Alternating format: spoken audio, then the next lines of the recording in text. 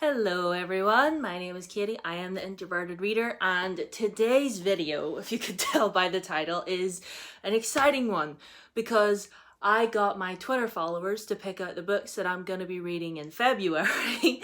And yeah, I have a good selection of books here because I basically counted all the unread books that I have, and I basically got you guys to pick numbers. So yeah, if you ever want to be part of that, again, follow me on Twitter, it'll be down below. But first of all, I have a few things I need to get out of the way. First and foremost, I was unable to get to these two books in January. That's Loveless by Alice Oseman and From Blood and Ash by Jennifer L. Armentrout. I had picked these out to read in January, but I wasn't able to get to them. I realised that January isn't over yet, but I could not get either one of these done in like 3 days. I'm not that good. Maybe somebody could, but I couldn't. But anyway, I don't know whether or not I'll read them in February or not, but I'm just letting you know that might happen. Okay, so get to the numbers. Anyway, another thing that I want to mention first is our Introverted Reader book club pick of the month for February is going to be These Violent Delights by Chloe Gong. I am going to be reading and reviewing this in February, so if you want to join me in that, you are more than welcome. All I know about this book is that it's loosely based on Romeo and Juliet, but set in the 1920s in Shanghai, and our two main characters used to be a couple, but they're not anymore because they're members of like two rival gangs. And yeah, that's all I really need to know. Really, I read Romeo and Juliet in school, wrote several essays on it. It's more a cautionary tale than a romance, if you if you want my opinion on it. But I'm really looking forward to reading this, seeing like an Asian interpretation of the original story. So yeah, there's that. So on to the actual TBR for February. So like I said, I got my Twitter followers to pick a number between 1 and 82 because I had 82 unread books on my shelf, which was a lot less than what I thought of. I must have made a real dent in 2020 because it was a lot less than what I thought. But anyway, the first number that was picked was number 50, and the book that I landed on for that number was Rebel in the of the Sands by Elwyn Hamilton. I have the entire trilogy on my shelf. I've had the trilogy, this little trilogy on my shelf for a while, and all I know is that this girl is living in this really dead end town. And, you know, she wants to escape and see the world, and she meets this boy, and things go from there, as they tend to do. That's really all I know. But, like, isn't the cover just gorgeous? Cover's lovely. So, like, yeah, it's quite short. So, yeah, I'm really excited to read this. So, thank you to the Twitter follower that told me to pick out number 50. The next number that was chosen was number 12. And the book that I landed on for that was The Last Namsara by Kristen Cicerelli. I hope I'm pronouncing her name right. I know this is a fantasy story. I know it's about two sisters. I know one of them is a dragon slayer, but nobody in her city likes her very much, no matter how many dragons that she kills. And yeah, she tries to like prove herself by trying to like hunt down the very last dragon known in existence to obviously kill him. And again, that's really all I know. But yeah, again, gorgeous cover. Really looking forward to reading this. The next number that we landed on was number 26. And the book that landed on was The Poppy War by R.F. Kuang. Everyone on BookTube has been reading this and loving this. And I, you know, fate decided to smile on me and be all like, you know what? If everyone else is crying, then you need to cry too.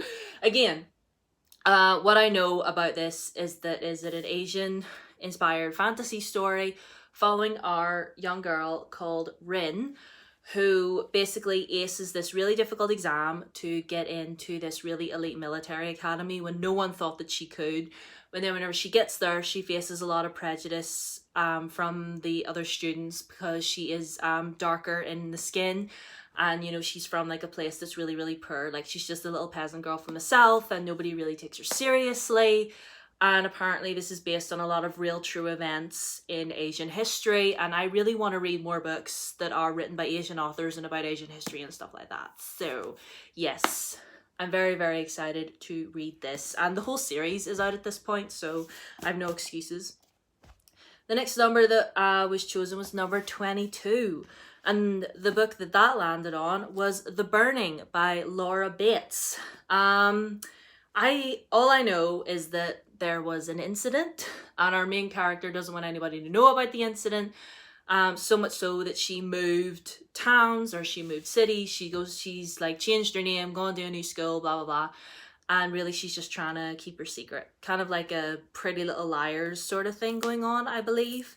And this sticker is just being really stubborn. It just does not want to come off. Someone tell me how to get stickers off of books, please, without ruining it. But yeah, that's really all I know. And at the bottom it says, this is a book teen girls need to read. I'm not a teen anymore, but apparently it's like supposed to be very, very feminist, and yeah, we need more of that in our lives. Okay, the next number that was chosen was 79, and the book that I landed on for that number was If I Was Your Girl by Meredith Russo. This is a story about our girl Amanda. She is a transgender girl, and she has just started at a new school, and like all the other kids, all she wants is to be herself and make friends and live her life as her true self. But obviously she hasn't told anyone about her like gender situation, and she's really just worried that everybody's going to find out and what they're gonna think and all that stuff. So it just says a book about loving yourself and being loved for who you really are. So yeah.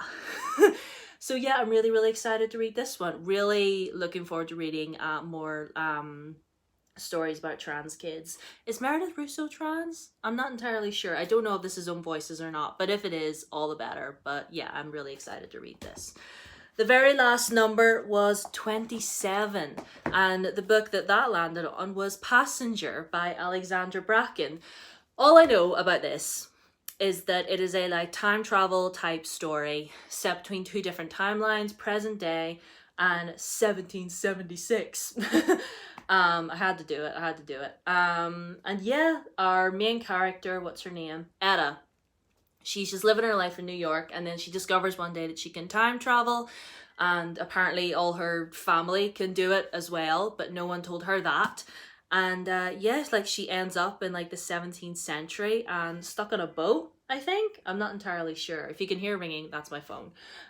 But yeah, really excited to read this, because the only books by Alexandra Bracken that I've read is the Darkest Minds series, which I really, really enjoyed. I really enjoyed that. And this is, again, it's been sitting on my shelf for so long, it's dusty. So yeah, really excited to read this and hopefully read the sequel as well. So yeah, those are all the books that everybody on Twitter picked out for me. I'm really, really excited to read all of them. I'm really excited to read this. I'm really excited to read all of these. I'll just pick them up so y'all can see them. There they all are. So yes, these are all the books you guys picked out for me. I will be doing more stuff like this in the future, where my Twitter followers pick my TBRs and stuff like that.